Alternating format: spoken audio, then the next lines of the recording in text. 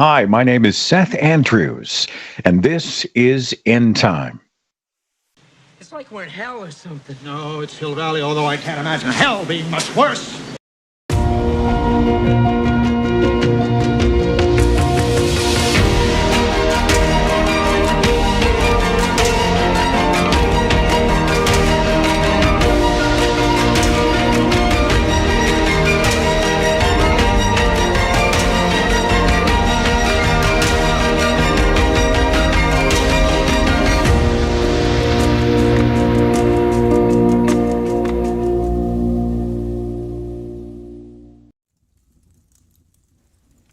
Everyone, welcome to Downtime. My name is Nicholas Lamar Suter, and with me today is Lance McMillan. Lance, how are you?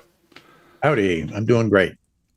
That's good. So, as my background is undergoing rebuilding, but those of you who watch the show know that background, everything there actually serves a purpose of some kind. It's books I've read. It's an award I got for teaching mock trial. Whatever it is, a letter from Obama, one of my favorites. That's usually back there. So we have tonight something that we're going to be adding, and it's not going to go up for a little while because I'm still rebuilding. But I got a suspicious package in the mail for End Time, and first thing we did, of course, was do radiological tests on it, and it was perfectly fine. Then we had Dave, our producer, sniff it for white powder, and he didn't keel over in a couple of seconds, so we figured it was probably okay. And we then opened it, and what we got was, and this was coming from 𝐿𝐽𝐿𝐴 so 𝐿𝐽𝐿𝐴, I see in the live chat. Thank you so much. Here we go. This is what 𝐿𝐽𝐿𝐴 has given us. Again, those of you who've been around for a while know exactly what this is. I can explain it to you because 𝐿𝐽𝐿𝐴 is really a cool person. So what she has done is, this is the 𝐍𝐢𝐜𝐴 goat, and the goat is enshrined in an orange force field, protecting it from the people trying to destroy it. It's an orange, yellow, and red force field that is protecting it from getting burned to the ground. So I would like to thank 𝐿𝐽𝐿𝐴 very much for this thoughtful gift. We will be putting it up, and let's see, she also gave a letter. Nick, as the days get shorter, temperatures get colder, let the flames of the straw keep your dark, cold heart warm. This may be a typo. I can't. Was this in the same package? Even as you sit hundreds of miles away. Translation error. Yeah, you know what? That's it probably wasn't. Yeah, the English didn't. I think that's probably it. Let the light of the fire bring a twinkle of joy to your dead, cold eyes as you change from save the goat to burn, baby, burn. It almost sounds like she wants the goat to go down. Why would she put the goat in a protective red force field then? That's what I want to know. Anyways, thank you. It is definitely a very generous and thoughtful gift, and it will be put into the End Time set. And we will be, yes, the goat coverage will definitely be continuing as I'm keeping an eye on it. The goat made it last year because, of course, I was Team Goat. So we'll see what happens this year. So thank you all. And that was handcrafted, obviously, because I don't think you can go just buy goat with force fields around them. It's a force field. That's my story. I'm sticking to it. So, anyways, thank you all for that. Oh my God, there's really been a lot of silliness going on. There's a lot of legal shenanigans between the Subway sandwich assaulter being found not guilty, and shenanigans from the White House, the likes of which the 𝐒𝐚𝐬 case and the Letitia James case are being prosecuted by the same interim U.S. attorney, and I think there is going to be a conviction.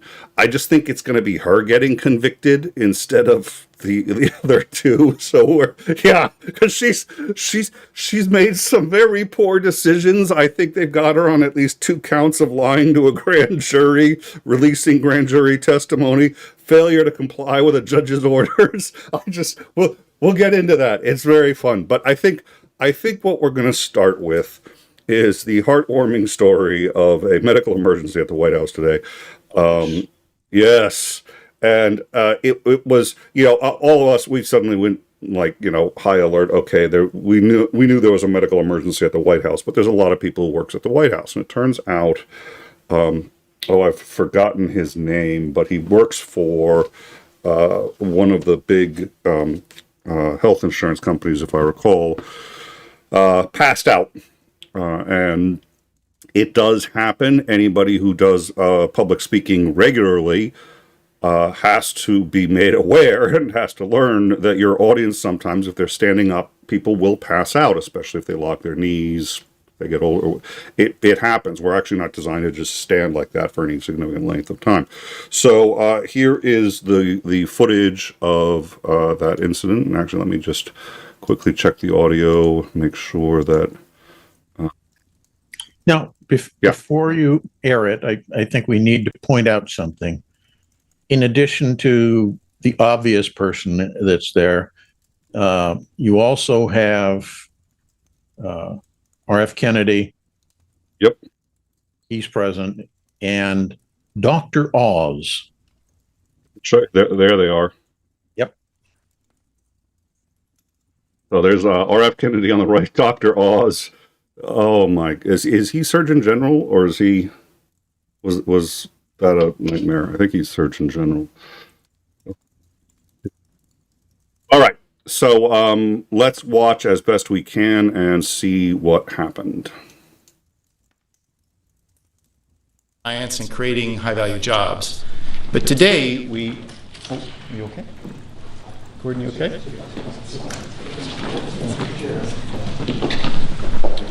Yeah.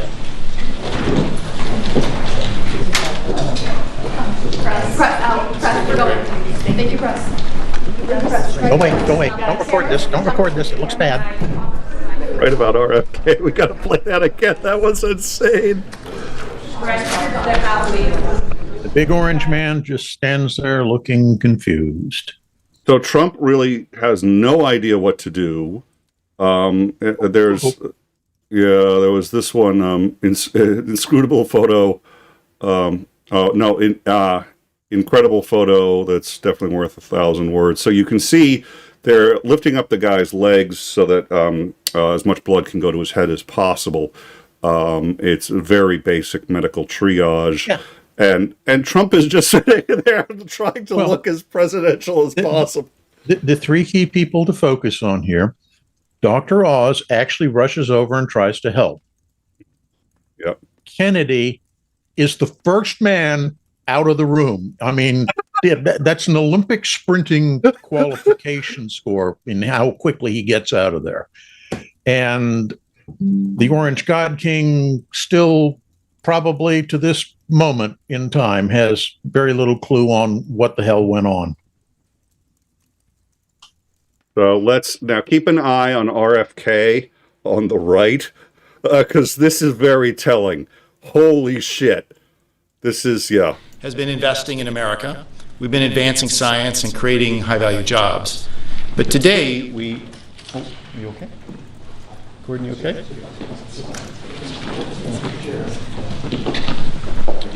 Yeah. Nothing to see here. He just goes straight for the door, and he looks for the door too. He's like, where's the door? Where's the way out? This could be anthrax. I don't know what it is. Maybe some Tylenol bottles cracked open accidentally, and now everybody's gonna, and they get rid of the press. Oh, wow.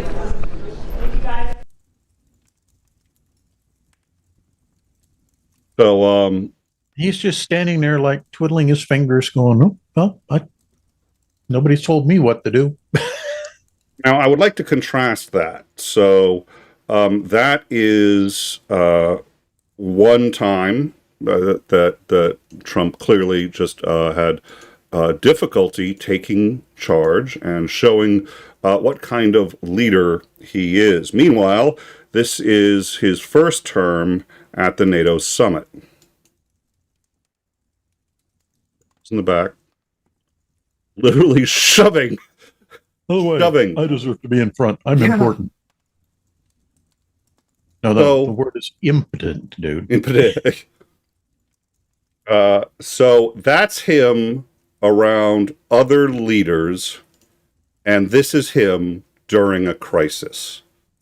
I just want to make that clear. Now, you'll notice I said if you've been a speaker for any length of time, that's one of the things that you actually just have to be made aware of and know something about how to deal with, because it does happen. And as somebody myself who has worked political events, you are ready for that, and you're aware that it could happen. I'm curious to know how a true leader would have dealt with that situation, and as it turns out, we have footage of it.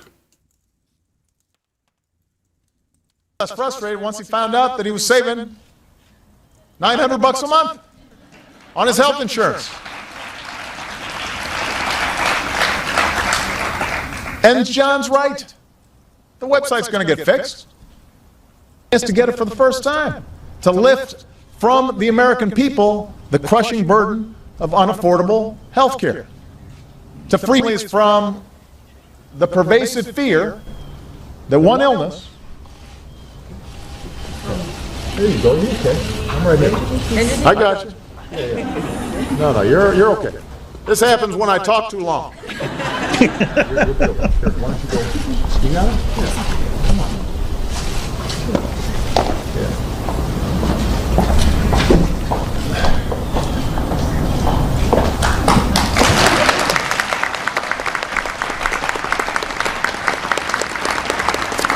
Good catch, by the way, whoever was here. Doesn't make a big deal about it afterwards either. He's just like, we're going to say... And makes a joke to put everybody at ease. It's, it's what you do. Unless you're an orange god king. Yeah, and it's just... You wait for the world to revolve around you and people to tell you.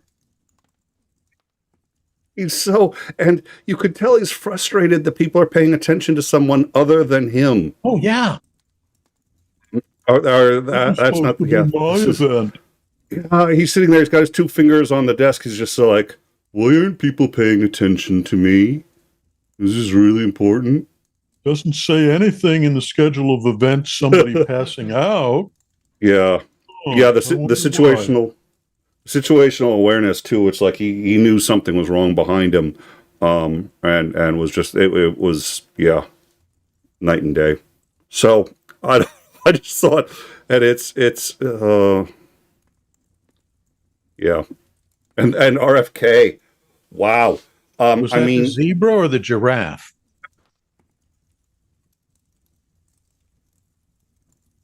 Couldn't believe referring to that very, very difficult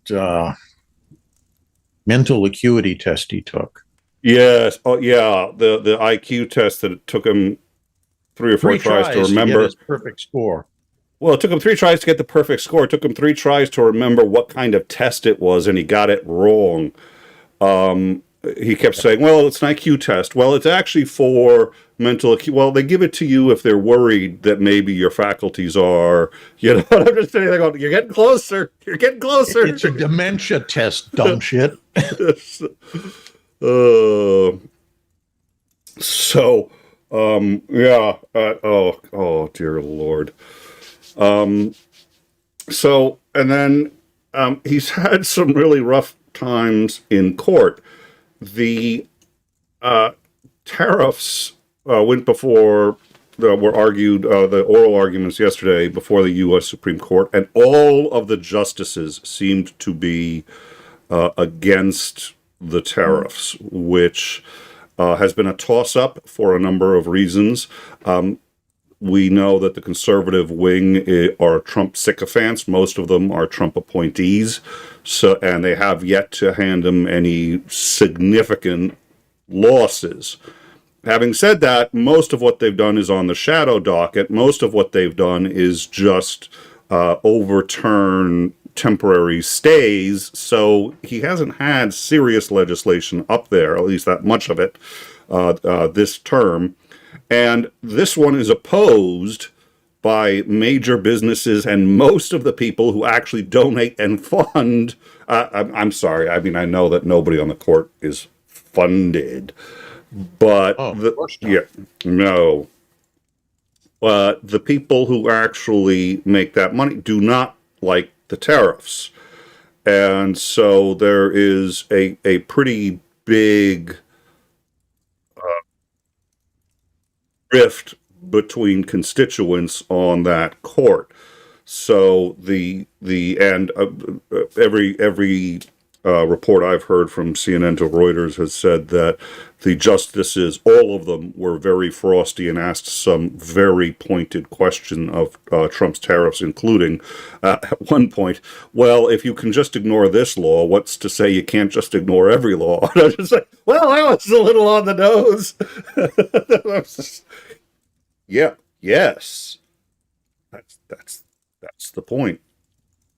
So, any thoughts on the one of the arguments that they also made is that the tariff shouldn't be repealed because giving people back their money would be such an arduous chore.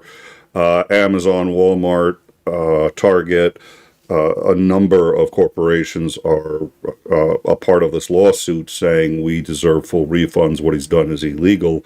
And one of the justices, it may have been Breyer, had said, you can't use, had asked as a question, do you really think that you can use as a justification for not correcting the law or not correcting an illegal situation, the fact that correcting is just going to be too gosh darn difficult, so that makes it legal? It's just like, good question.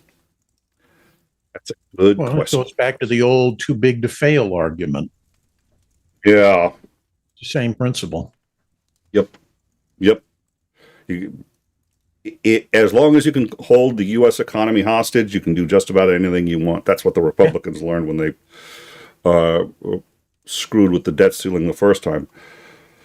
So I don't know how you obviously, because we talked right before the show about the prosecutions of Letitia James and James Comey. Both of them I find profoundly concerning. These are obvious. These were responses to when Trump thought he was saying something privately, but inadvertently told Pam Bondi, look, go after these people. The U.S. attorney wouldn't do it, was fired. The Trump appointed an interim U.S. attorney wouldn't do it, was fired. And then got a second interim attorney, Lindsay Halligan, who is the current interim attorney, to make these prosecutions. She tried to indict Comey the first time and failed and had to give it a second shot. She indicted Letitia James on a reasonably small thing, probably, which is the claim that Letitia James's second house was actually not being used as a home, but an investment property, and that she had tenants that were paying, which allowed her to get a better rate on her mortgage, so she scammed the bank by not following the bank's rules. So, what do you know about those? Anything? I got a couple things I want to hit, but I wanted to send it over to you and see if there was anything you wanted to hit before. No, I think it's interesting that it looks like both of those cases are being rejected, thereby opening door to a countersuit for fraud. So I think it will be interesting to see how that proceeds. But I just like the fact that we're stacking one failing on top of another with this administration in the past couple of weeks. It does. I mean, they got shellacked on Tuesday. Oh, yeah. We elected a socialist mayor in this country. Yeah. And it's not even a major, off-cycle election. This was kind of like not even a scheduled election, sort of a forgotten overcoat that somebody went and picked up from Lost and Found.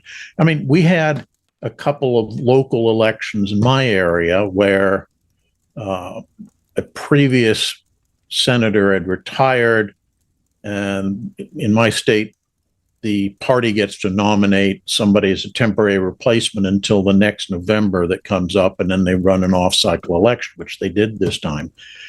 The woman who ran against the person who'd been slotted in temporarily, who was trying to run for re-election, the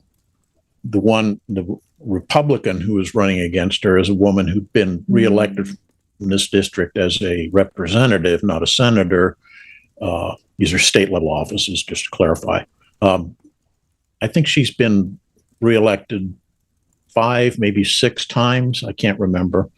But, so she's quite popular out here. She lost by very convincing numbers in a district that it isn't necessarily a red district. You might say it's kind of a purpley pink district, but it's bad enough that the state Democratic organization will not give money to support Democratic candidates running in this district because they say there's no surety that the money's going to do any good in this district. And that and a couple other elections that were going on, for lesser level positions, all were very convincingly Democrats taking over from well-known Republicans.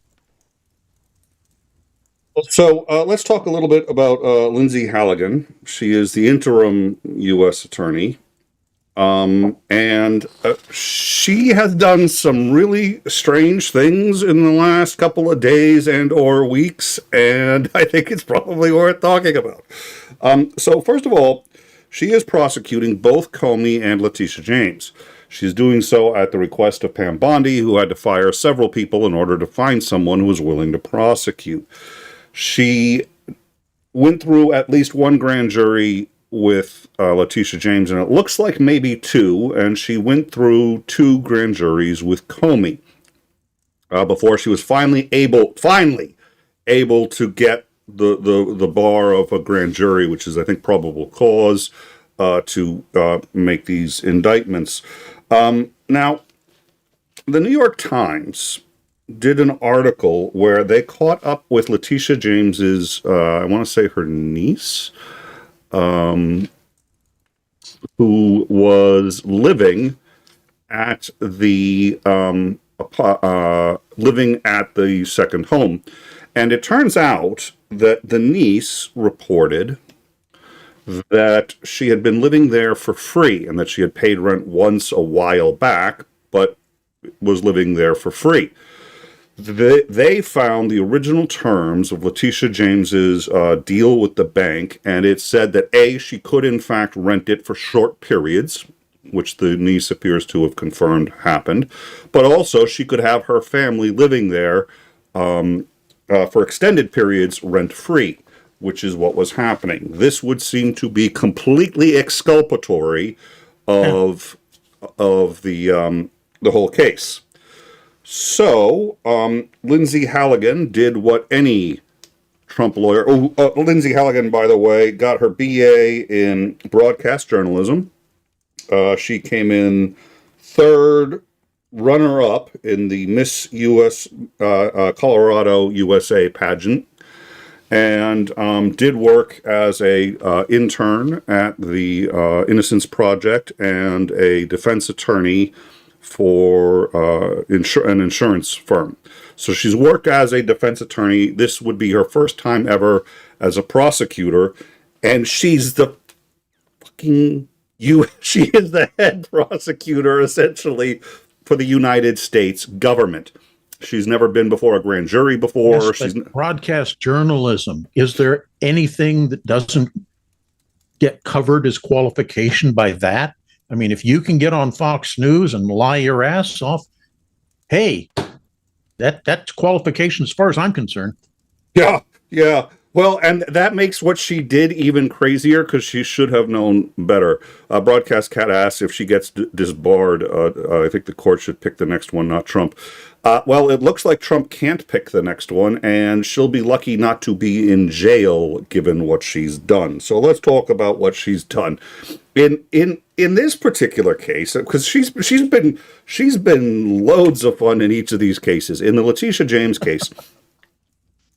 She got so pissed at the New York Times that she decided to get on Signal, which is already a bad sign for this administration. This administration needs to stop using Signal, and they haven't figured it out because she's actually not allowed to use Signal.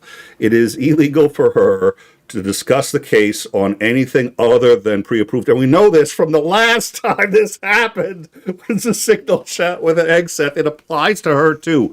So all of the communications that she's about to make on Signal are illegal.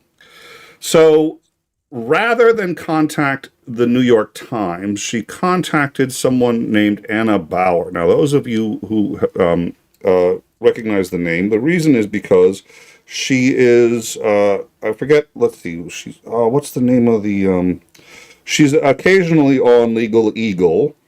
She is a lawyer and a broadcast journalist, and she works for, let's see, I forget the name of it, but it's a law commentary firm that just works on law. She's a lawyer and she's a reporter for this firm.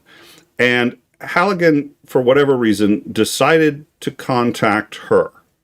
On her number one, it says lawyer second. Her number one on her resume is reporter. So she then says that, why did she contact the reporter? Apparently she contacted the reporter because the reporter retweeted the New York Times article and said it was fascinating. And so Lindsay said, look, you're destroying your career. The New York Times got it all wrong. She was absolutely charging rent, huge amounts of rent, and she's going to jail. Yes, Anna Bauer. Did I get the name wrong? So she told Bauer, you got the story wrong. This will end your career. I can help you out if you'd like. And she goes, yes, please. Why don't you correct it? Although it's not actually my story, it's the Times' story. And the Times contacted the Justice Department and asked if they had any comments before they ran this story. And the Justice Department didn't have them then and doesn't appear to have them now, but for this Signal chat, which was set to expire in 8 hours. So it had an 8-hour rolling vanishing feed, which is also illegal because when she talks as the Attorney General, she's not allowed to destroy records, which was on the record. Yep, which was reiterated after the 𝐒𝐸 Signal chat. So she's now destroying records. Bauer, being a professional journalist, screenshotted all of this. So she's got all of it. And she has now been called by Letitia James's defense and presumably by 𝐒𝐚𝐬, because this impacts both cases. But she said, you've been jumping to conclusions, you're biased. She says, why don't you clear it up? And she goes, well, if you read the indictment, she got huge amounts of money from this. And she goes, well, I read the indictment, but an indictment isn't a fact. An indictment isn't evidence. An indictment is just the claims. Do you have any evidence that she did any of these things? And she goes, well, if you had been at the grand jury hearing, let's just say that the grand jury hearing contradicts what you're saying. So she is now, she didn't say what they did say, but she said that they contradict. So she revealed secret grand jury testimony to a reporter and then deleted it. They were conservative reporters, so it's okay. Yeah. So the reporter continued to talk to her and then finally said, I think I have a story here. So the reporter reported a story entitled something about something like my conversation with 𝐒𝐚𝐦𝐚𝐫, or hello, my name is 𝐒𝐚𝐦𝐚𝐫, I'd like to talk to you, because she just tweeted her out of the blue, and she had nothing to do with the New York Times story. Apparently, they met once 3 years before when 𝐒𝐚𝐽 was defending Trump, and they just happened to bump into each other in court, recognized each other, and said hi. That's it. In fact, that's how she verified the identity. She said, where and when did we meet? We met 3 years ago here. And she's like, okay, you really are. Why are you sending me these texts on phone? So, the New York Times interviewed the niece, and the niece gave testimony, or not testimony, she told the New York Times that what was being represented to the grand jury was false. This means that she is essentially accusing the U.S. attorney of lying to the grand jury. So now she's lying to the grand jury. She's releasing those lies that she's not allowed to release, true or false, to a reporter, which she then later claims, wait a minute, we were off the record. She's like, you never said off the record. And she got a BA in broadcast journalism. She knows what the... Sullivan, is that brown stuff dripping out of your ears effluent? Oh my God. So I did look up, it is a felony both in the state and at the federal level to lie to a grand jury. So her license is almost certainly in jeopardy, but the reality is she's lying to a grand jury to try to get somebody convicted of a crime that they did not commit. That's really fucking serious. So, and this is just the first one. So, they had a few more discussions. She got pissed, and then when Bauer called for comment and said, I'm running with this story. The story is that you contacted me and said all of these things, probably violated a number of both state and federal laws, certainly violated the Department of Justice. You're not allowed to comment to this, let alone to a reporter. Do you have a comment? The reply was, you're a tattletale. Sounds very, very mature. That's a legal term, isn't it? That's a legal. Yeah, exactly. Yeah. I know I've heard it somewhere on Perry Mason or something. Tattulus legalis, they say in Latin. There we go. Yeah, there you go. She did a great video on Legal Eagle. I'll try to remember to drop it, but she just, it's, you can tell she's stunned. She's like, I've never seen anyone do anything this stupid, which is why you try not to fire all the people who've actually prosecuted a case before, which is what Trump's done. And then the Comey guys figured something else out. The charges against Comey were actually dropped by the grand jury the day before the statute of limitations expired. Meaning, they don't actually get any do-overs with this. If this gets thrown out, the statute of limitations has already expired. They can't try again. And they pointed out that legally, Trump is allowed to replace the U.S., and this was a law put in place after Nixon for very explicit reasons. He's allowed to replace the U.S. attorney once without a confirmation hearing, but there has to be a confirmation hearing. The interim attorney has to have a confirmation hearing within 1 year. If they don't, they're booted out. And he gets to do it once. That's it. Everyone else has to be confirmed. He already did it, and he fired them when they wouldn't go after Comey. So this second one probably technically cannot legally be the U.S. attorney. So even though she said she's a U.S. attorney, even though Trump called her that, even though that's her title, legally that's probably not true, which means... Sounds like misrepresentation to me, Hoss.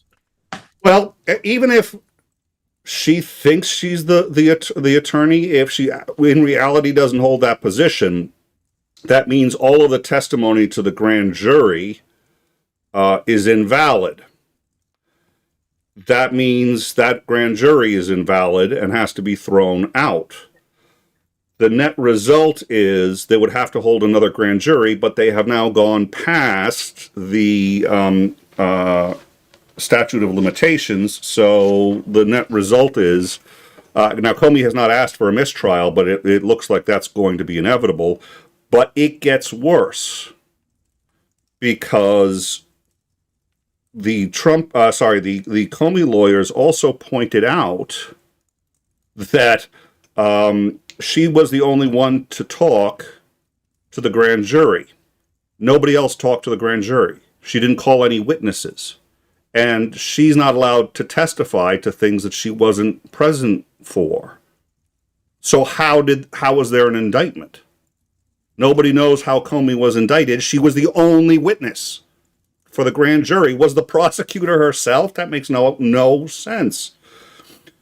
So the judge has asked for the complete transcript of her speaking with the grand jury to find out how Comey was indicted, because Comey is arguing, and it looks like he is correct. His lawyers have said, look, there's only two people who would have knowledge of whether or not he lied. Both have told us that had they been asked by the grand jury, they would have said he didn't do it.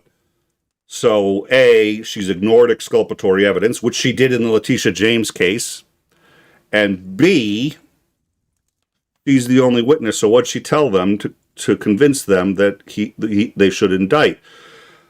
So yesterday, she gave the transcripts, which were missing huge swaths.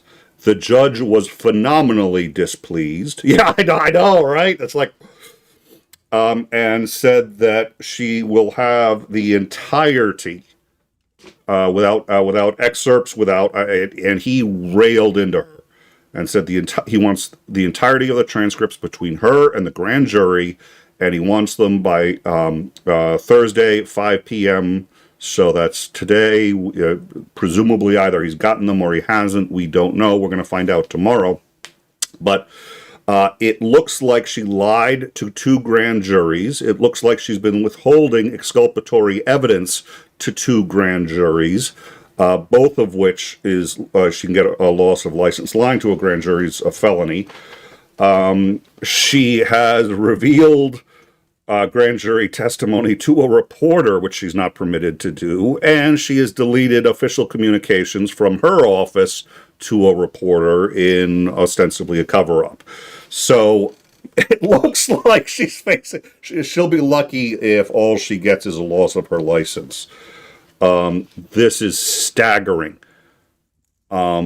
These are fuck-ups the like of, and again, this is her first criminal prosecution. Normally, you're like an aide to the DA for a little while, then maybe you're the DA, and then maybe... That presumes you're a lawyer. From everything you said, she's not a lawyer. She did like a stint as a volunteer at some defense thing. Yeah, she does have a law degree. I don't know how many times she's been in front of... She got a law degree from University of Miami. Oh. She does have... their law department. Yes, I've heard nothing about their law departments. So I know that as a qualifying bar, you have to be fourth or better, a runner-up in the Miss Colorado USA pageant. So that's how she got. But she's operated as a defense attorney before. And keep in mind, by the time she joined the Trump's defense team, no lawyer who already had a reputation was willing to work with Trump. And the reason was they didn't want to destroy their hard-earned reputation. The only people who would work for Trump were people who had never really done a hard case before, because they at least would get the, quote, reputation for having defended Trump in court, and it would elevate their status. Anybody who's already got status doesn't want to touch Trump with a 10-foot pole. So at this point, it looks like her appointment was illegal. It looks like none of the cases she's brought are legitimate. It looks like she has lied to two separate grand juries, and in both cases had exculpatory evidence, which she has withheld. And has admitted as much to one reporter who had absolutely nothing to do with any of this, except that she retweeted a Times article that suggested that that's what was going on. Yeah. You know, if what's the guy who's famous? John Grisham, who writes all the law novels. If he'd written a story like this, nobody would have believed it. It's too improbable. Yeah. It took me a while to realize it was the same woman on both cases. I'd written down the name. I was just, why does this name sound familiar? And I was going through like the bungling on each case. I was like, wait a minute. I was just like, oh, and she's, oh my God. The fact that she's the only witness before the grand jury, I have never heard of that happening before. That in theory should be impossible because the prosecutor should be impartial. If the prosecutor knew the defendant or saw the situation or anything, they'd have to recuse themselves. So the prosecutor has nothing to say to a grand jury. The prosecutor brings in witnesses. There were no witnesses to the jury and by the way, the judge is not present during a grand jury, which I did not realize. The judge is not present. It's just the prosecutor. So the prosecutor goes in, impanels the grand jury, and then brings in the witnesses. And she apparently just testified on her own instead as to all of the terrible things that Comey and Letitia James had done. And the jury said, wow, and then opted for an indictment based on that. It's insane. I have no idea. Oh, Jesus. So, Jester, member for 5 months. Thank you, Jester, so much for your support. We really appreciate all our members here. Fired and indicted before even getting confirmed. Yeah, it's going to be the Trump motto, I think, is going to be, oh my God. I know. It's just... I do, in a way, feel bad for her. Because it's one of those people who wants to be a hanger-on to power because they think it will elevate them and they can, get a big book deal or something out of it. And they don't realize, at least in this particular case, all Trump does is use people. He's never there for them after the fact. He casts you to the side into the gutter and speeds away the moment you no longer are convenient for him. The number of people who he's flaked on paying the money that he owes. And, it's the same kind of thing. So, she seized onto what she thought was a good career opportunity or something and is now going to get bit in the butt. Oh, well. Wouldn't happen to a nicer idiot. Yep. Yeah, it's way off the deep end. Meanwhile, so one of the things that I had said before the election, and we were sort of talking about this, is that this was going to, if this turned out to be an indictment of the Republican Party, which in my view it has been, they're going to have a very big problem on their hands. Trump came out and said afterwards that the pollsters said that, and these unknown pollsters, the reason that they lost was both because he was not on the ticket and because of the shutdown. And I was just like, well, yeah, you're right about the shutdown. And as far as you not being on the ticket, I don't know if you had been on the ticket. I mean, his poll ratings are underwater right now, and but at least the RNC, unless the RNC has drunk the Heritage Foundation Kool-Aid and is genuinely prepared to make a serious run for an illegal third term. The RNC has a very serious problem, which is he can't be on the ticket ever again. And even a couple of the ways of making him president again, he still can't be on the ticket again. So they've been talking about making it Vance, somebody else, and then the three of them resign while he's Speaker of the House. They make Trump Speaker of the House, Vance runs with somebody else, they resign, and poof, now he's, that's one of the theories as to how they could get him a third term. He still won't be on the ticket.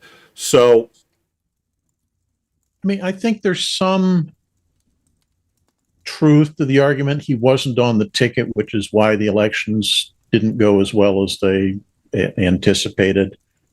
because turnout was really low here. I think only 16% of eligible voters actually cast ballots this time. And that goes back to my argument earlier, which is that the administration and their cronies have done enough to piss off a lot of conservatives and conservative business types that if you still are vehemently opposed to a Democrat and you would never vote for him, they still kind of count on you to show up and cast your ballot for the GOP candidate. And if instead you're staying away in droves, it's almost like casting a ballot for the Democrat without actually doing so. I don't think it's a coincidence that immediately after the shellacking they got, the Republican Party offered a compromise emergency bill to fund the government. This bill would fund the government for 3 months. It would fund some essential programs like transportation for a year. So it's a year long for absolutely essential programs. For everything else, it's 3 months while they hash out everything else, and a promise to hold a up or down vote on extending the Obamacare subsidies.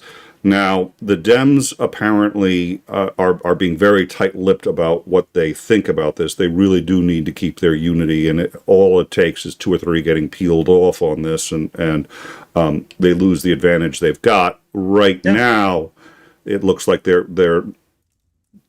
are not accepting the deal because they are saying, no, we're extending the subsidies. You extended the tax cuts, we're extending the subsidies. The deal essentially hands the entire deck back to the Republicans to stack as they see fit.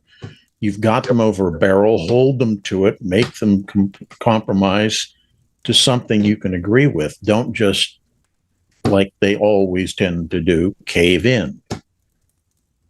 Well, yes, they do.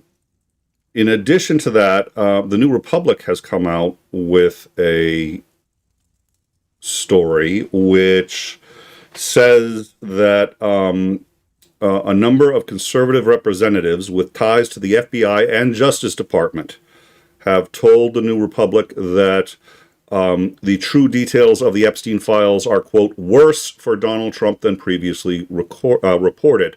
Now, I'm curious to know which previous report, because the original report was just the fact that he was engaging in sex with the minors, which is absolutely, it's hard to imagine what could be worse than that. And then you learn he may have been financing the operation and using Mar-a-Lago as a staging area to get these minors into, so he was engaged in actual sex trafficking. And you're like, oh, that would be worse.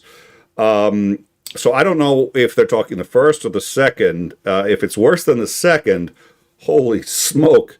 But that the Republican Party is really actually right now in the midst of a tailspin because they believe they can't get enough Republicans to hold the line against what's in those files to keep them from coming out. And after the shellacking that they took on Tuesday, they're going to have a choice.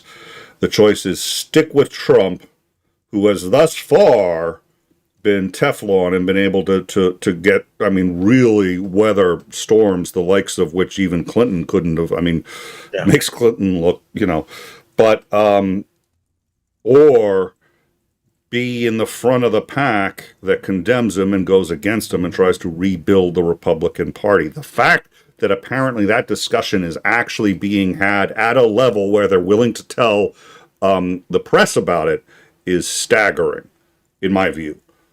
Any thoughts? No, I think that sums it up pretty well. I think the situation is that they tied themselves to this creature and it worked in the short term. And now that they're at the point where it's not looking good. They're finding they can't untie that knot. They don't have an heir apparent who's really got the kind of charisma to carry through and maintain the MAGA alliance. I think that's the key, is that right now there are all these different factions within the GOP umbrella that don't necessarily agree with or like one another, and they all want to push their guy to the head of the feeding frenzy, and everybody's fighting against it. I don't know if they can weather this. I think after everything that's gone on, and if we see the same kind of blowback to Trump doing, all of the stuff he's done that's hauled the GOP down into the toilet, if that's still in effect come next November in the actual midterms, then it may be all over but the shouting. Yeah, the oligarchs with all the money and the Heritage Foundation crowd and all the rest of it will keep the thing going, but it will have lost its momentum because so many of those people will, by that time, have figured out that nobody's actually looking out for their better interests. In fact, if anything, they're doing the exact opposite. So trying to keep that coalition together, trying to keep the MAGA movement going when there's no figurehead to wave the banner and lead the parade, I don't know if that's possible. The other thing that the New Republic article said was that, obviously we know at some point Adolte 𝐍𝐢𝐜𝐴, apologies, will have to be sworn in, and she will get the discharge petition done. Once that's done, according to the New Republic, they say their sources inside the RNC are saying that, quote, more than 100 Republicans plan to vote alongside the Democrats in, quote, an effort to get in front of what's coming. So if that happens, that is actually sufficient to override a presidential veto, at least on the House side. So what you're now looking at is an awareness, and this was the whole point of the vote, was to get Republicans on the record. Are you for releasing the Epstein files or against it? There's only one possible reason to be against it. There's only one. And they're counting on voters to understand that, so they want to get Republicans on the record. And it looks like, so you can see, I had assumed they wouldn't have enough to pass a presidential veto. This seems to suggest they do. Which, in my view, really reinforces just why Johnson is willing to look like such an idiot, even on Fox News, going on saying, "Oh yeah, well, anytime, as soon as we can." It's just we're going to wait until, and we know I could make her tomorrow. I could swear her in, but we're just not doing business right now. That's all. So. Yeah. All right, $2. Sinister Porpoise. Ancient mariners have had a Trump appear around his neck. That and Jester, $5. Thank you both for your super chats, by the way. Dear Dems, bring this all under review and call it Doge Shitgate. I guarantee you will start winning seats like crazy. Stupid Watergate has already been taken. It really is. It's amazing the stupid shit that this is. Yeah, this is. It is. I mean, yeah. To me, that's the one standout of all this. I mean, it's one thing to be shocked and aghast at all the illegal stuff that's going on, and that nobody's calling them on it. But the fact that it's so stupid in many cases, that's what just leaves me floored. It's like, how in the world did anybody with half a functioning brain cell think that this was going to fly? Some of this stuff is just nutcase stuff. I'm trying to find exactly what the judge had said. The first time he said the government is directed to submit no later than Wednesday a complete transcript of all the statements made by the indictment signer, which would be the interim USDA, to the grand jury on September 25th, and include any statements made prior to and after the testimony of the witness and during the presentation of the 3-count and subsequent 2-count indictments. So this is what the judge asked for, said by Wednesday.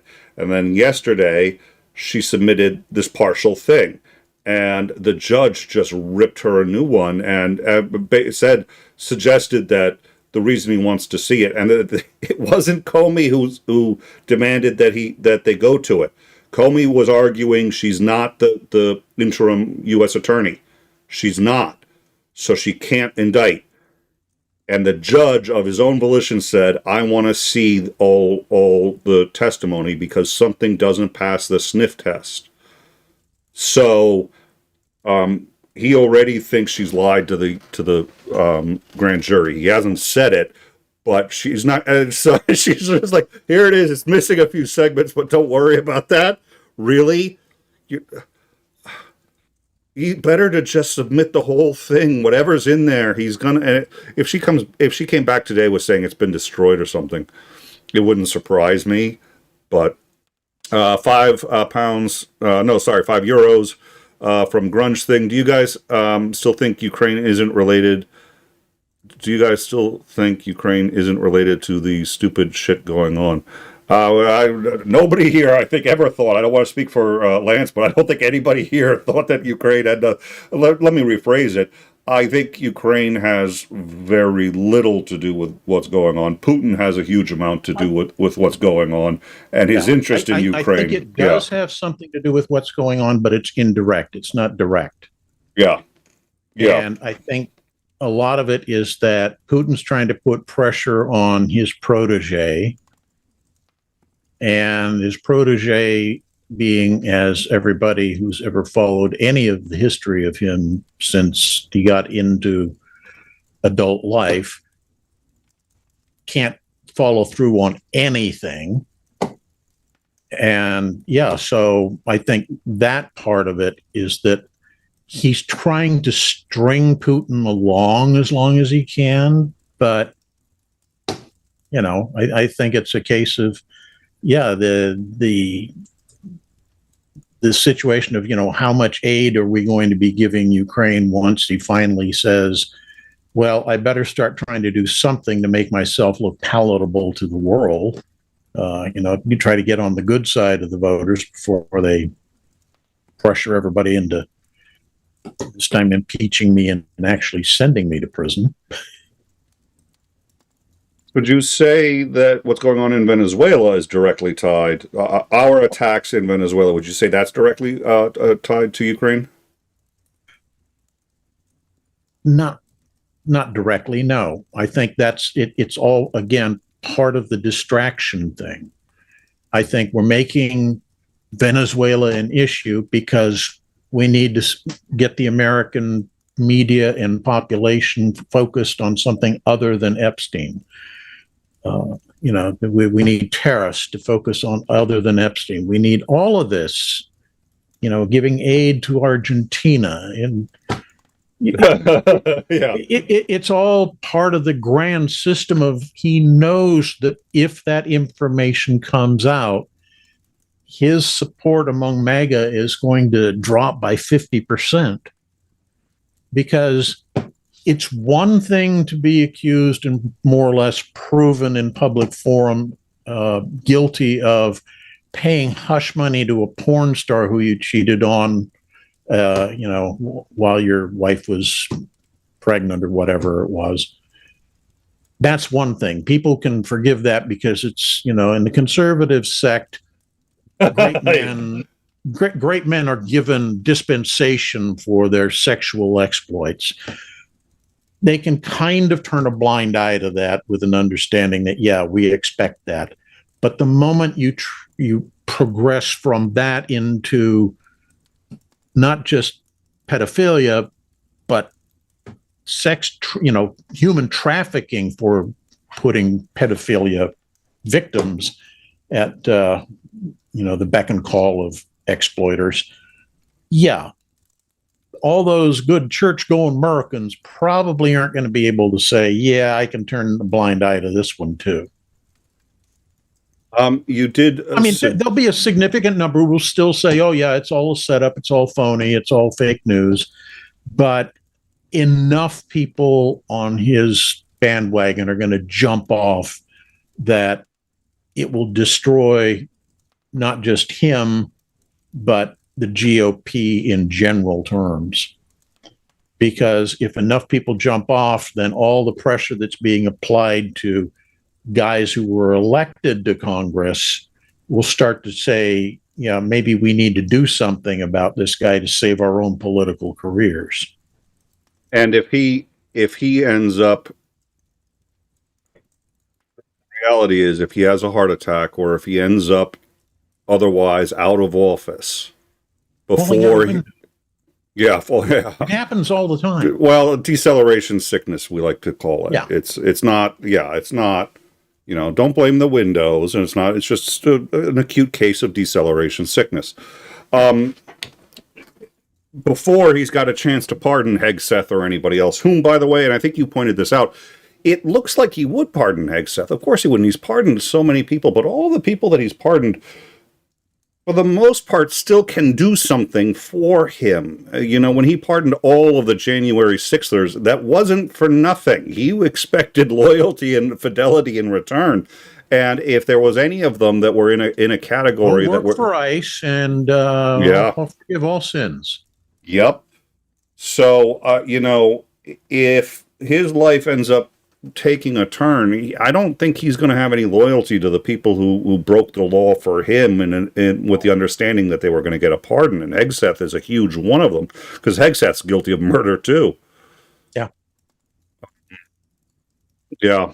All right. So let me real quick dunk on you. I'm late, but I will watch the replay. I think it's worth it. I think the beginning was worth it. We got to play Trump doing the, what's the proper etiquette for a dictator tyrant? Somebody collapsing during your press. Yeah. It's like, how dare he? Trump's all pissed that the guy passed out. What would Emily Post say? I'm supposed to, the cameras aren't on me. And you can see he's just got this concerned look that the cameras aren't on him. So we cover that with all the respect and gravitas that situation was owed. Thank you, Dunk on You, for the $20. I'm late, but I'll watch the replay. Trump's diapers are full. He's full of it. Slava Ukraine, Heroyam Slava. Spasibo Bolshoya.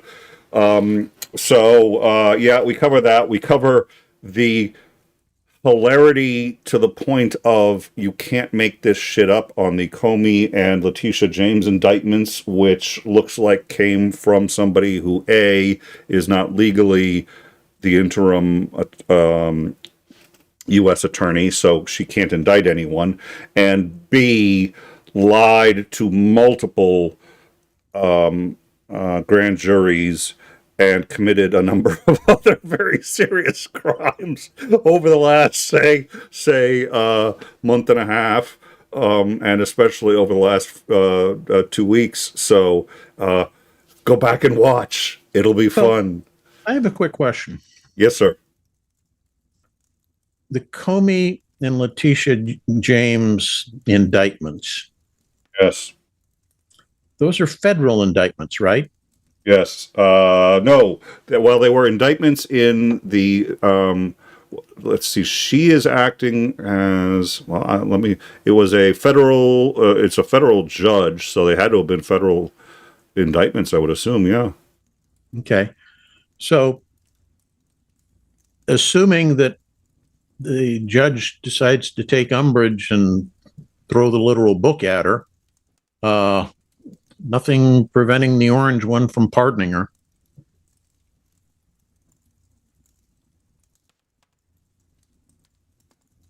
For the federal crimes, but lying to even a federal grand jury is also a state crime. And in this case, the state is West Virginia would have jurisdiction, and if an attorney in the state of West Virginia lies to a federal grand jury, that's a felony in West Virginia. Right, but that would require the West Virginia AG to file charges. Isn't West Virginia a red governorship? Yes, that is true. So it ain't gonna materialize Yeah, that's a good point. unless the AG is an independent office there. But and I mean, I think there needs to be, maybe she doesn't need to go to jail, but there needs to be something that's on her record that says. I'm just saying that yeah. That's the one thing about everything that we're facing right now is that the way this is all working is that between a Supreme Court that stacks 6-3 in favor of the GOP and a president who will sign a pardon for, yeah, we know you killed and ate the dead baby, but that's okay, you're pardoned. None of these people are going to see any ramifications for their actions. The judge may, the judge at a minimum may also do a contempt, at least for not producing the material. So I'll read. Oh yeah, you can. But yeah, but that's what, maximum 30 days, or some, 10 grand or something fine. Definitely going to lose her license to practice. And that's not inconsequential because you spend years and a lot of money at law school. I don't know what Miami. Journalism degree. Repeat after me, Nick. Journalism degree. Oh yeah. Fox News will hire anybody. God, that's yeah. Yeah, we know you're a mass murderer, but we'll hire you, no problem. The judge literally said that he is concerned that the Justice Department's position here has been to, quote, indict first and investigate second. That's what the judge said of her. I mean, yeah, so he ordered all of the materials from the investigation and from the grand jury to be handed over, and so far she's produced only a very let's see, the procedural posture of this case is unusual. Yeah. I'm reminded of a Monty Python sketch where somebody has to remind one of the judges, remember, it's verdict first, sentence after. And that's the way these guys are proceeding. It is, you're obviously guilty because the orange one thinks you are. Ergo, all other elements of legal process are irrelevant. And the woman who spoke to Bauer, who spoke with the interim U.S. attorney, has now been subpoenaed by Comey's lawyers because it's like, so she's now in the case and she's a reporter, so she has to stop reporting on it because she can't report on. So, oh my God, like I said, I'll try to remember, if I forget, remind me to drop the link from Legal Eagle, because she is a regular correspondent for Legal Eagle as well, and she does a great job breaking it down. And you can see she's like this, and the fact she goes, so she's a journalist. She got her BA in journalism, and she doesn't realize that if you don't say that this is off the record, that's not off the, and it's not retroactive. You can't say all that stuff was off the. That's the first thing. I didn't go to journalism school. I know that. Till you say off the record, I can record. Well, no, there is the exception though. The talus totalis, or the talus tattleus. Talus tattleus exception. If you are a tattletale, which apparently she did call on her, she's just like, you are a tattletale. Wow. This is the interim U.S. attorney. Speaking of, if either Grunge Thing or anybody from our international audience has a couch anywhere outside of the U.S., I'd really like a place to stay for about 3 years. Just saying. More tourist offenders. All right. Well, any final thoughts before we go? At least it's been entertaining. It's like it is every week. We report more absurdity coming out of this administration. We shake our heads. We say, how the hell can anybody put up with this? And we go in for another week and we come out with more absurdity. We continue to shake our heads. And, we keep hoping that eventually something's going to come of all of it. But I ain't holding my breath, dude. Yeah. And I think there are signs that the wheels are about to come off the wagon. If the New Republic's reporting is accurate,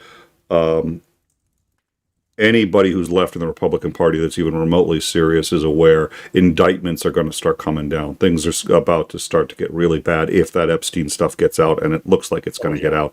And whoever's got Andrews. Prince Andrews has been masterful about releasing the Prince Andrews emails, and it's just like he is done. And it's clear from the last release that Trump is they got emails that at least talk about Trump between Ghislaine Maxwell and Epstein. So it's like, it's a masterclass, and it's a little weird seeing the good guys using those manipulation techniques, but that whoever's got those emails, she knows. I keep saying she because they believe it's this female lawyer who worked with.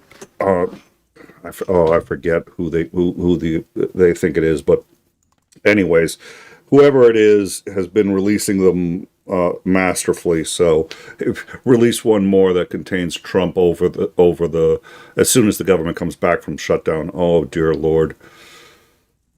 All right. Sinister Porpoise, $2. Trump is a gold mine for amateur comics, though. Yeah.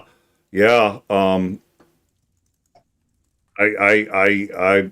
have to even interject punchlines. All you have to do is just read verbatim what the guy says. I know. It's a standing joke. That was what was it? Somebody had asked from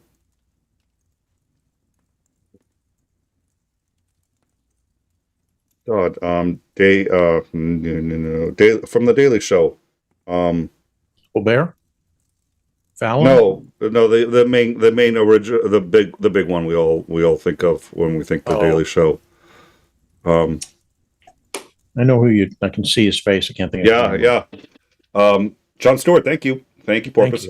John Stewart had said that everyone always tells him, isn't it great having Trump on? He goes, no, you got to work twice as hard because he's such a moron that all the jokes write themselves. To be truly funny, you have to think of something silly that's original. What can you think of that's original that's stupid about Trump? He lays it all bare, finding something, finds like a needle in a haystack, finding him doing something that's just not that obviously stupid. She's like, that's a really good point. There's a backhanded compliment. You're too stupid to mock. I recall sometime during his first term, one of my friends said something along the lines of, it's too bad Robin Williams isn't around to lampoon the guy. And that was kind of the consensus. Everybody said Robin probably wouldn't have touched it because it's one of those, it's just too easy, you want to make your humor count. And Yep. Well, and it's a bad sign on SNL because SNL just all they're doing is hitting the low hanging fruit. I've just checked out a couple of, it's the lowest hanging. It's just like whack. I was like, yeah, we all get it. All right. Well, thank you all. Thank you so much for the support. Thank you to those who've donated. Thank you for the generous gift, LJ, which I have also passed on to the mods. So we appreciate it, and we will be putting up the protected force field goat when the new background gets up and running. Thank you all for joining us. Our next scheduled show is Tuesday, 9 p.m. Eastern. We are not taking bets on whether or not we make it. I have no doubt in my mind we're not going to make it to next week's show. I think we will be... South Park has found a way. That's true. South Park has been original about it. South Park's been doing a pretty good job of doing original... Well, they're willing to go beyond the pale. Yes. They have leverage to go where no one else can go. Exactly. Where was the there was one where JD Vance walks in on Trump as he's pleasuring himself under the bed, and Trump goes, "Oh, JD, I didn't see you." He goes, "Oh, you're taking care of yourself," and he goes, No, I would never do that." "Okay, I'll go get the rag for you." And what was so funny and hilarious about the way it was done was JD just didn't. It was just like he already, it was like so commonly accepted. Trump is just lying. Of course, he's all go. Yeah, oh, no, of course you weren't doing it. Let me go get the rag. It was just, and obviously a rather gruesome joke, but still, nonetheless, it was beautifully executed, and I think you could only see on South Park. So, and let me actually, because I have a tendency to forget this, but I really do like the idea of don't disrespect Satan that way. Yeah. We were down for a little while, and they added rating while we were down, and so I keep forgetting that we can do this, and I keep forgetting to do it, and every now and then Titan is kind enough to remind me, and sometimes we send you to channels that are like-minded, and sometimes we send you just to channels who could use a little support, or new channels, and or people who are friends of ours. We're going to be sending you tonight to Mark Reed, who I do know quite well. He's been around for a while. He and I have been in a couple of debates, and he's going to be talking about young Earth creationists and the quote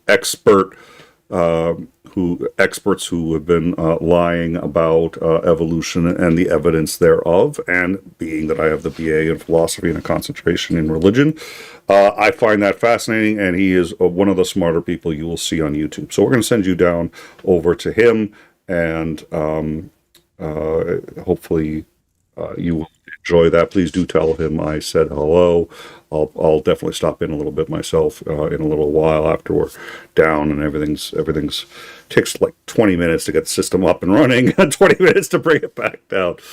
Thank you, Lance, for joining us. Another day. It's been a blast. Look forward to seeing you next week, and maybe sooner if we invade Venezuela. We'll keep you on standby for that. Some things we don't joke about. Yeah. Any other administration, you said that, everybody was like, yeah, right. This one we go, well, 50-50 shot. It's a 50-50, yep. All right, so have a good evening all, and we'll probably, like I said, see you tomorrow. If not, have a great weekend. Good night all. Ciao.